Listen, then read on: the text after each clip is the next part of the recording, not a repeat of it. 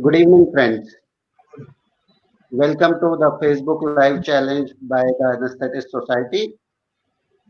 And in this series today, we have interesting case presentations from Dr. Tarun Waghela and Dr. Poonam Ghorti. Dr. Tarun Waghela is a practicing anesthesiologist at Navsari, Gujarat, and he is presenting it from the operation theatre itself.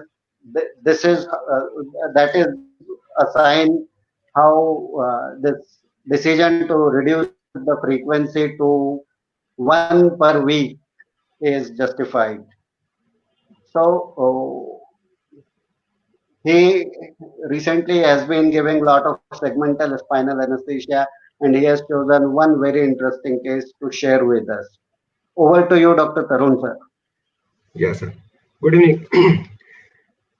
First of all, thank you, task committee and members, and especially Hetal and Nilesh sir for allowing me to present this interesting case in our task group. First of all, there is a disclaimer. This PowerPoint presentation discussion is for the safe practice of anesthesia in form of segmental spinal, which is becoming popular among all anesthesiologists across the globe.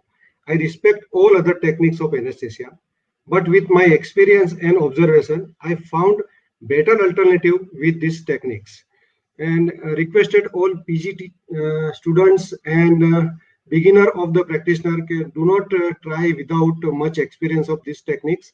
Have thorough knowledge about that and thorough with the theoretical and practical knowledge, and then you try in initial phase.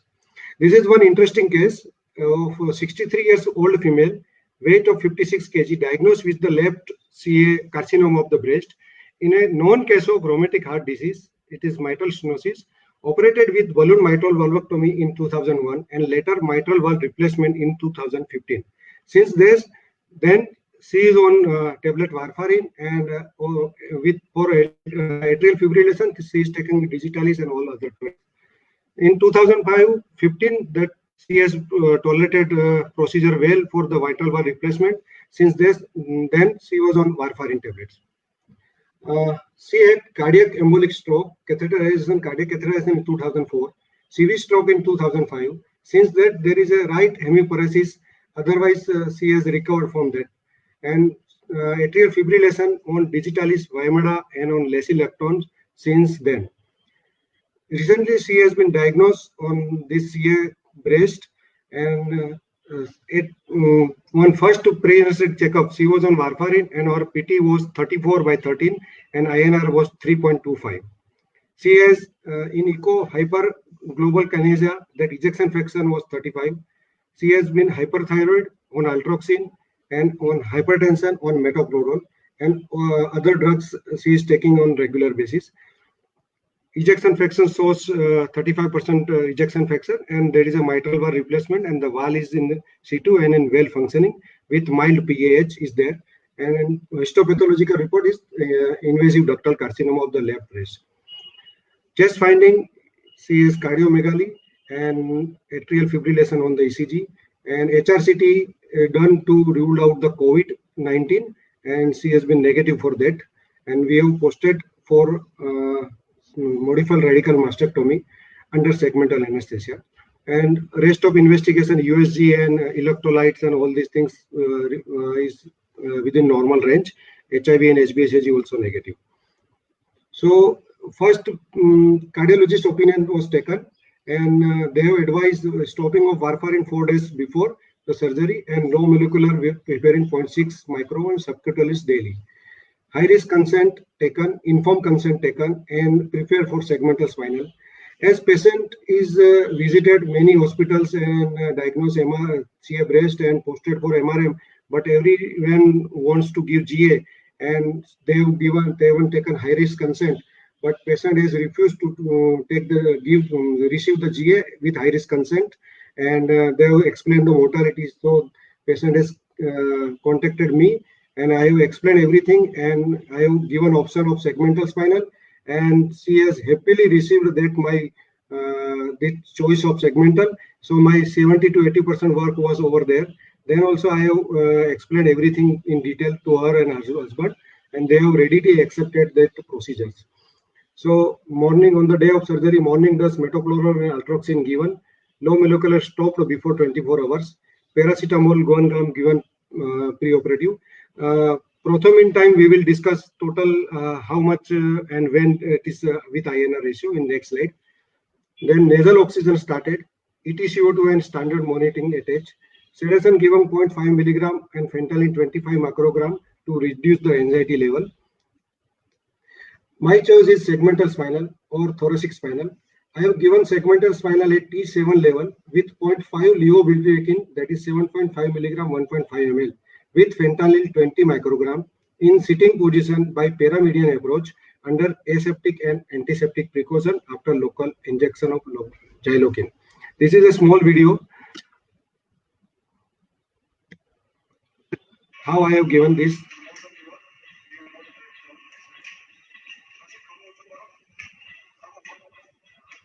By lifting the scapula, you can know the inferior angle of the scapula that corresponds to almost T7. So local injection is given there. With the 26 gauge needle, I have given segmental spinal.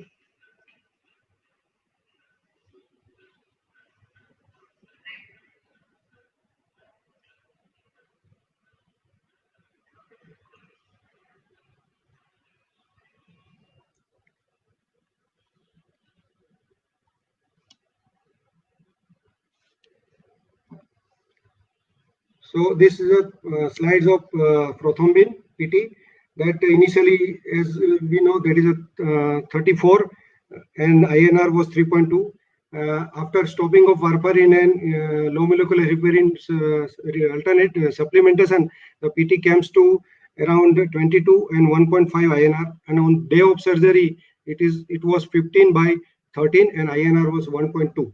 And electrolyte also normal on the same day. Then the drug is used is levoenamine, that is a isobaric 0.5% levobutyrokin, and fentanyl citrate, that is a 50 microgram per ml. And we have ready with the plan B is a complete general anesthesia with endotracheal intubations, and everything kept ready for any untoward events, and if the effect was not there. Then this is the after giving segmental, we have checked the level. This is a small video there.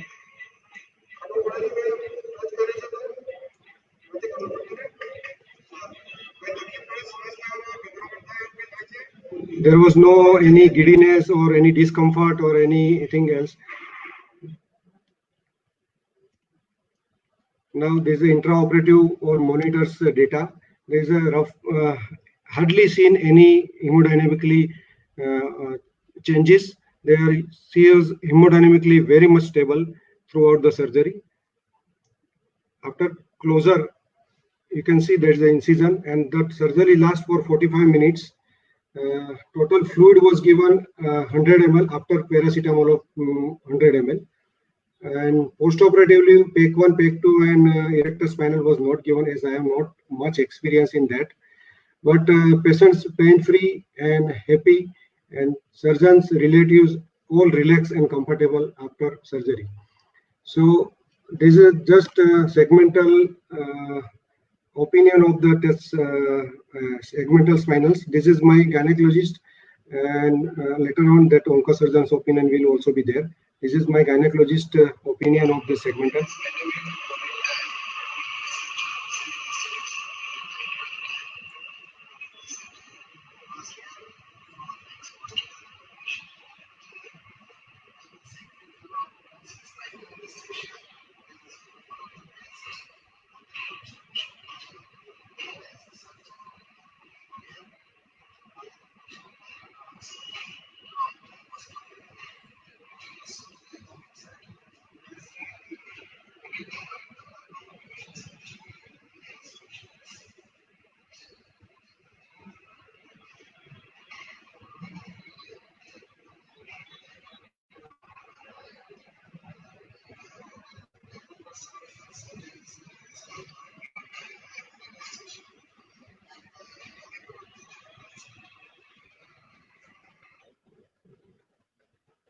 This is my onco surgeon who has done that MRM surgery.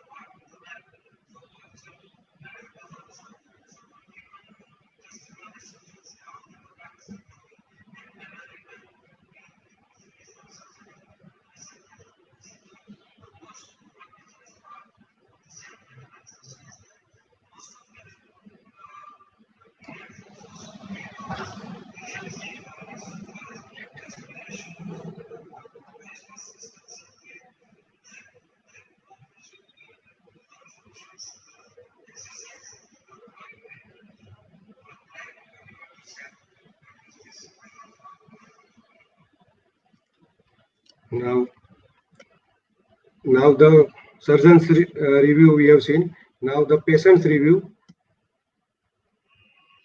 This is same MRM patient. No pain is there. No discomfort. She is in Gujarati, so you can see there's a patient is happy and with hemodynamically stable. Now my point of discussion, why segmental spine anesthesia is preferred. So as I said, 70 to 80% work is done by the patient only, and in cardiac patient, we have seen that atrial fibrillation and in failure patient and with mitral valve replacement and all these things. If GA is okay, no problem with the GA, but the morbidity is more in GA, and we have to look after so many times, and everything is to be in under control. And all disturbance in the GA, like systemic vascular resistance, pulmonary vascular resistance, all this we have to manage in a very tough times. In segmental, only one prick and everything is settled. And patient is also hemodynamic stable. Our hands are free and our minds are also free, so we can manage everything. So I have chosen this. The alternative method is GA with the blocks. That also is preferred method. But as I am not aware of that experience of that blocks, so I have chosen that. So third point is that any alternative or plan B is ready. As I said, plan B is ready with all general anesthesia drugs, cardiac drugs, everything is ready, kept ready. If the surgery is prolonged or if the effect is not come, then I am ready to give GA. And post-op analgesia, surprisingly to these patients, I have given only paracetamol and contramal post-operatively, and she is pain-free for at least 18 to 20 hours. There was no pain. The patient is very happy that you've done surgery and I am not feeling any pains. So if there is a total spinal, then what is the risk?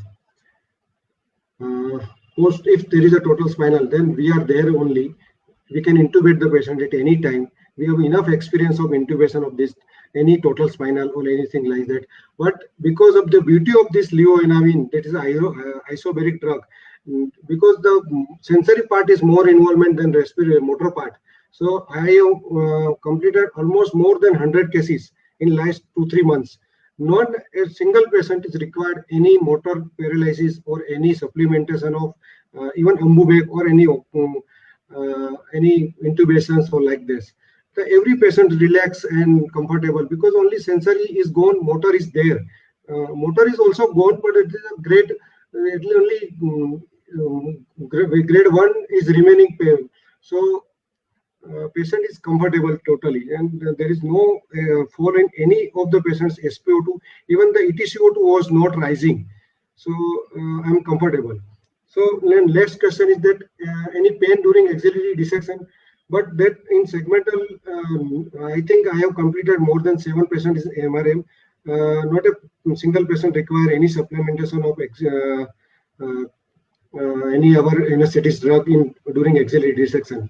But if patient discomfort, then we can supplement with Dexcad or Catofol or anything like that for 5 to 10 minutes, and patients, and then we can finish the surgeries. These are some references for segmental anesthesia. Many are in under pipeline also. And thank you very much. Over to Nilesh Bhai. Thank you, Dr. Tarun.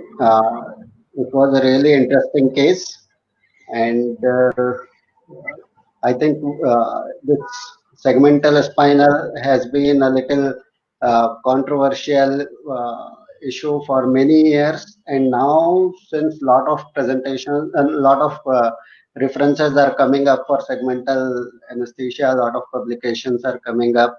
So maybe it will be widely accepted someday in near future. Thank you, Tarun sir, for nice presentation. And now I welcome Dr. Poonam Ghorki.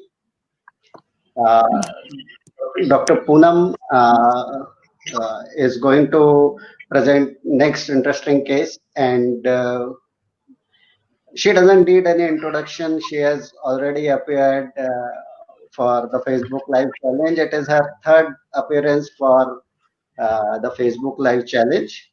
Welcome, Dr. Poonam. Yeah, thank you so much. Is the slide visible now? There was some problem in the beginning. Yeah. Yeah. Should I start then? Yeah, please go ahead. Thank you. Thank you so much. Good evening, everyone.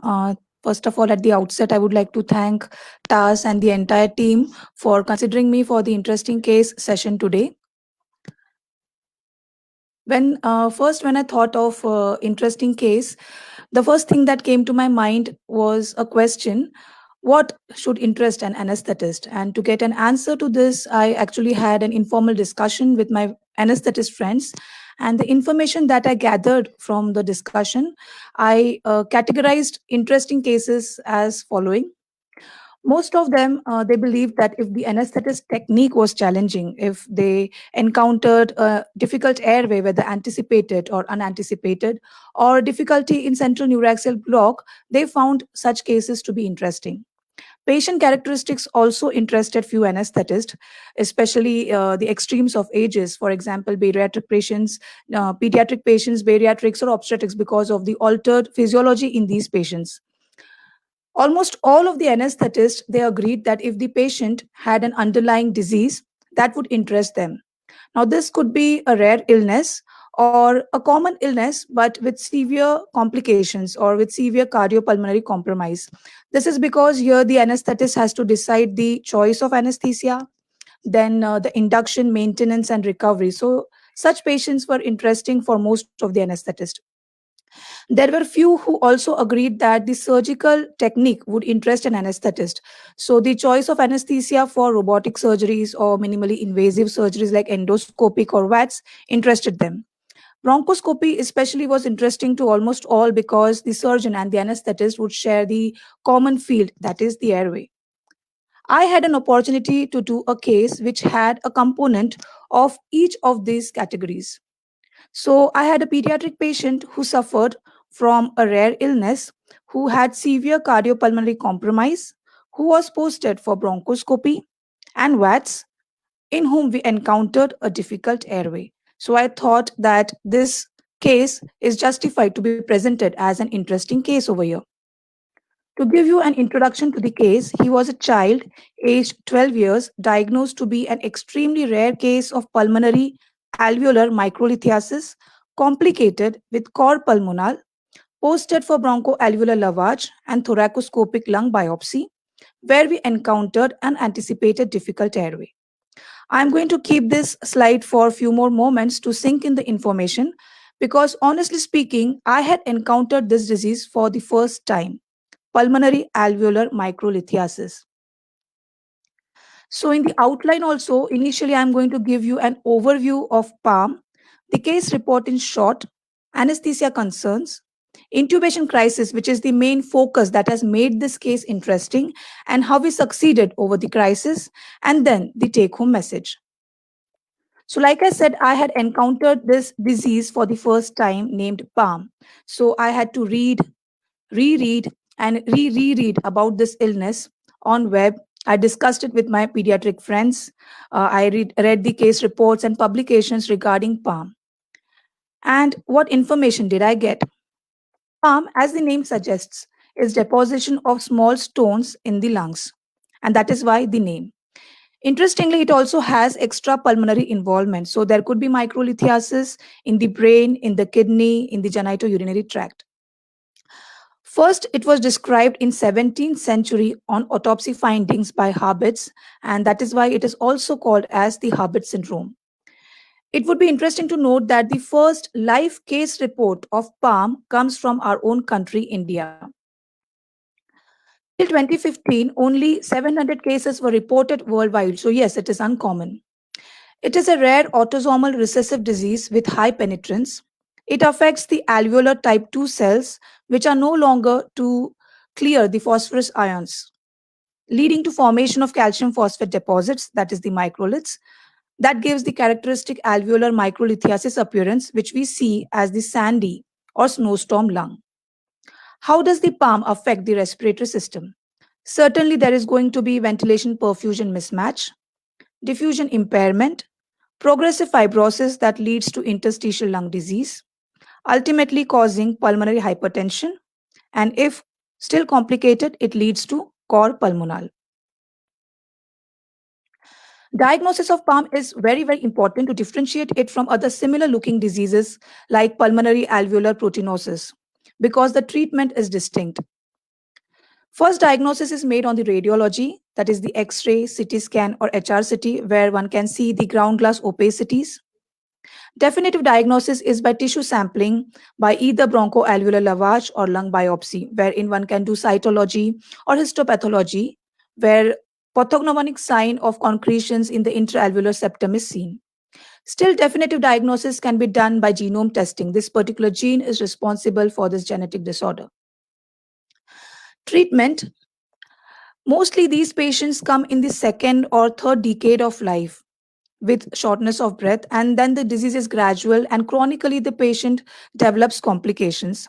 Unfortunately, in our patient who presented with PALM at a very early stage of life, and that too with complications. Therefore, the diagnosis were very important so that the appropriate treatment could be started for this patient.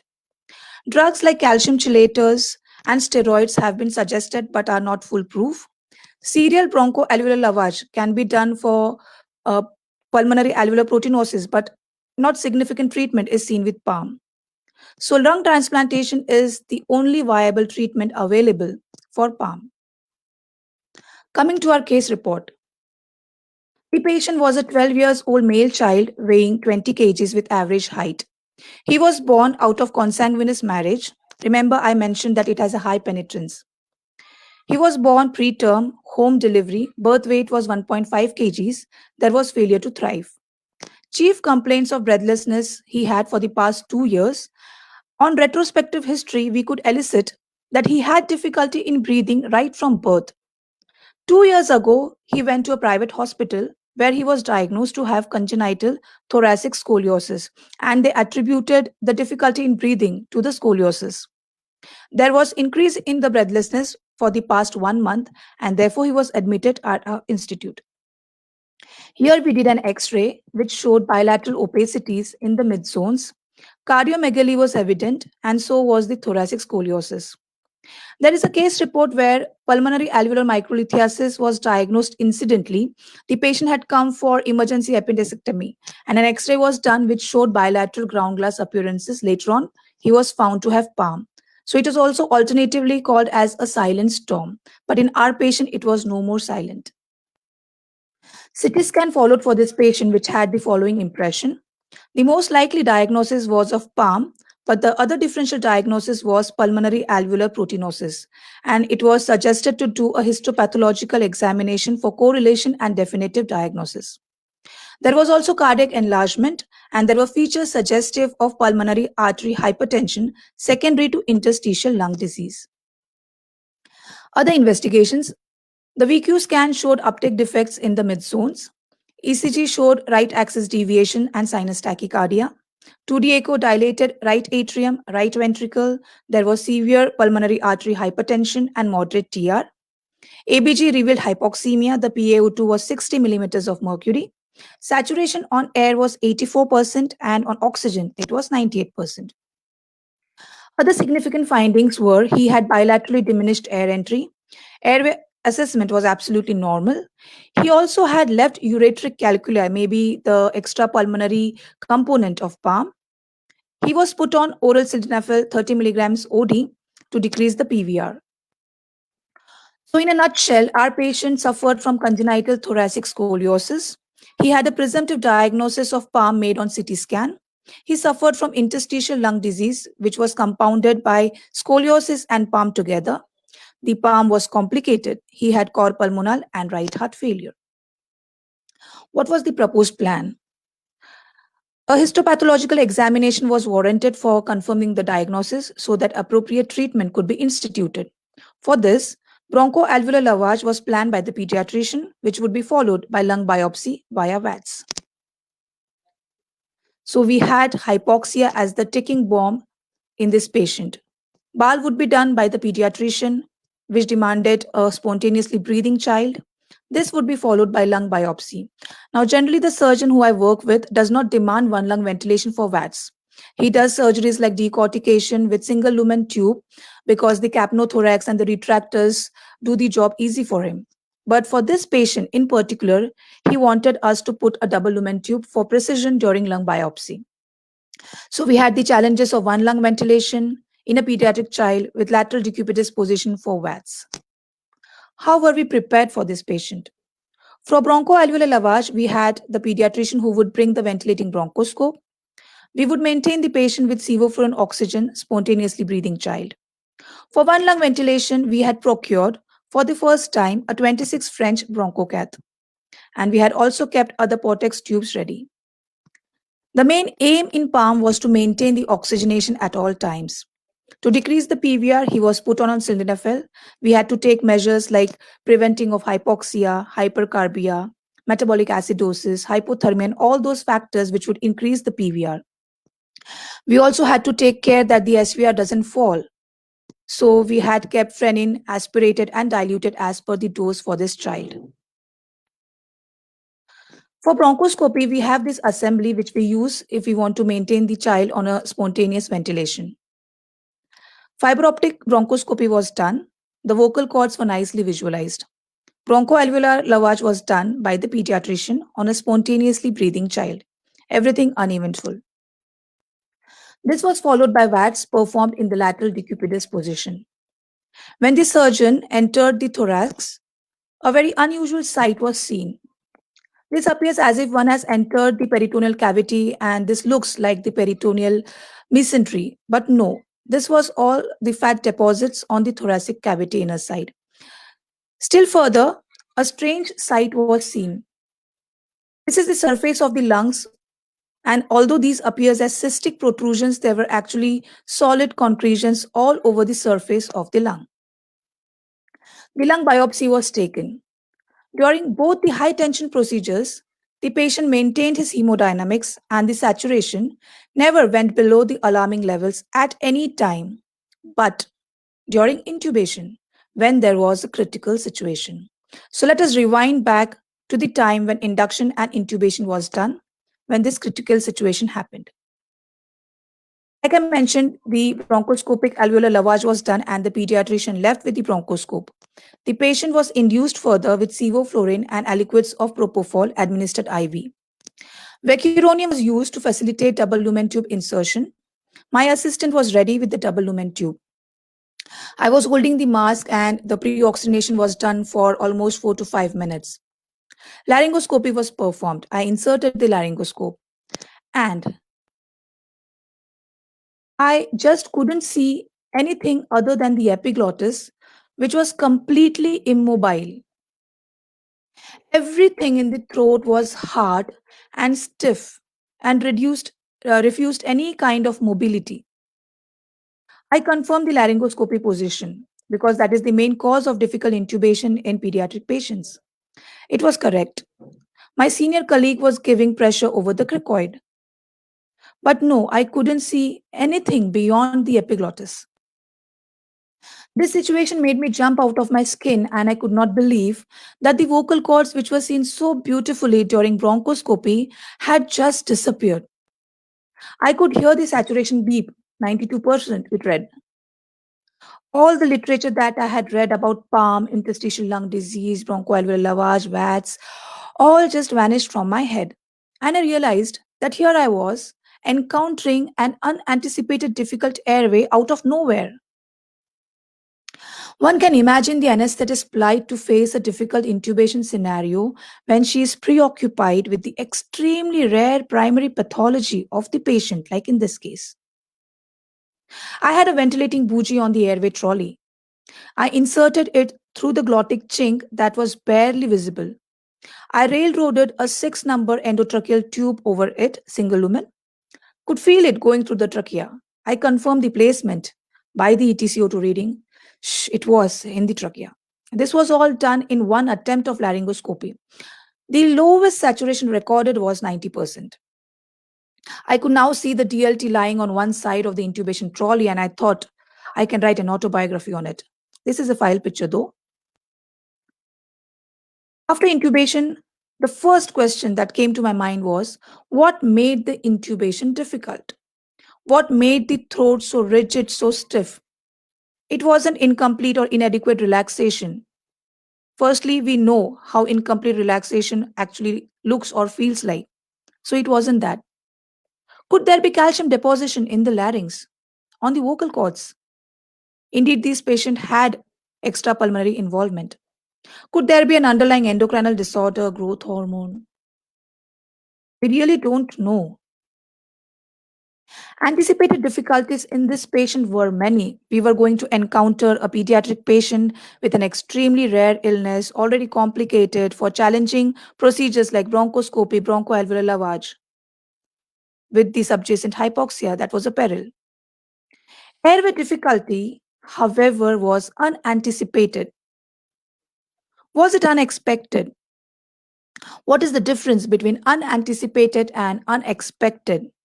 There's a thin line of difference. For example, if you are giving LA in a brachial plexus block, you would anticipate that local anesthetic systemic toxicity may occur, and therefore you should always have intralipid with you. But when you're giving a peripheral block in a relatively avascular plane, for example, FICB, you do not actually anticipate that last would occur, but it can still occur, right? If your landmarks are wrong, if there is an anomalous artery over there unexpectedly. And that is why whenever you are giving LA anywhere in the body, you should have the intralipid with you. Were we prepared for the unexpected difficult airway in this case? What do you think? Of course, we succeeded with the intubation in this patient, and that has got nothing to do with the dexterity or the skill of the anesthetist. There is much more to the preparedness, and the fundamentals are different. While we always knew that we will be doing a complicated and a rare case with many students inside the OT, believe me, there were pediatric residents, surgical residents, and the anesthesia residents very curious to see this case. Yet, while we were doing the preparation, we had to do a lot of preparation, assembling the bronchoscope, giving the position for a lateral decubitus in this patient, aspirating several drugs. Yet, at the subconscious level, we had kept things ready for difficult intubation. This is the part of the training process, learning and teaching process. And that's the reason there were already pediatric bougies, simple ventilating on the workstation, which I could pick up at the first instance of difficulty. Also, we had knowingly that the patient is prone to hypoxia. We had attached nasal prongs to administer oxygen, that is NODISAT. This was anticipating the extra time that intubating with DLT might take, but it helped us tide over the prolonged laryngoscope in apnea time for the intubation in the first place. Meanwhile, a call was also sent to the pediatrician to return with the fiber optic bronchoscope. So that was my plan B. If I had not been able to intubate, I would wait for the pediatrician to do the bronchoscopy. If that was not possible, I would have come out, ventilated the patient, and brought him back to spontaneous. One thing I would want to mention here is that if video laryngoscopy was available, which was not at that time, it could have been helpful. We could have inserted the video laryngoscope, probably the cords would have been visualized, and we could have intubated. After intubation, when I handed over the patient to the surgeon, I sat there and these three things came to my mind that we need to respect in anesthesia, no matter who the patient is, what the patient's age is, what comorbidities he's having, or for what surgery he's posted for. These three things are the airway, and the airway. Now, in this COVID pandemic, we have a lot of memes circulating for our entertainment. Just last night, I got this meme wherein they compare the expectations versus reality. I found it very apt for this case today. So, preparedness and eternal vigilance is extremely important in anesthesia practice. So, what is the take home message? I'm not going to conclude by giving any expert comments on the palm. You are going to encounter difficult cases, extremely challenging cases all throughout your life. Interesting cases would be many, but every case should be taken up as a challenge. In anesthesia practice, anticipating the unanticipated is a rule, but expecting the unexpected, the example that I gave you earlier, makes you better equipped to handle the situation in crisis. Now, the courtesy to this phrase is to none other than Dr. Anil Sharma. Thank you, sir, for lending this phrase to me, which I had used it for the same case presentation in past at a conference also. Thank you. I would like to acknowledge Dr. Shalini Sardesai, Professor and Dean, Dr. Priya Parihar, who were there with me for this case, the surgeon and the pediatrician team at my hospital. Thank you so much for your patient hearing. I had a sore throat, and therefore I just hope that my voice was very clear and the message you got must be very clear. Thank you so much. Thank you, Dr. Poonam. It was such a wonderful case presentation that from the audience, it is a request that you should present the next topic, and the topic would be how to present an interesting case presentation. Oh my God. And it was really a rare case because the moment you spoke about the disease, I found that I am hearing it for the first time. And Yeah. to add on to it, when I started Googling it after your presentation, even Google was not suggesting me the microlithiasis part. So, Yeah, so it was a very rare case, and a lot of reading was required, and we were so prepared for the case. But yet I was fortunate that we had the difficult intubation trolley ready with us. At a subconscious level, we had prepared. Otherwise, we would have been in soup and we would not have been actually, able to do the case. So that was the main highlight. Yeah. Thank you. Thank you for Thank you such so a much. wonderful presentation. Thanks a lot. Thank you, sir. Thank you. Yeah.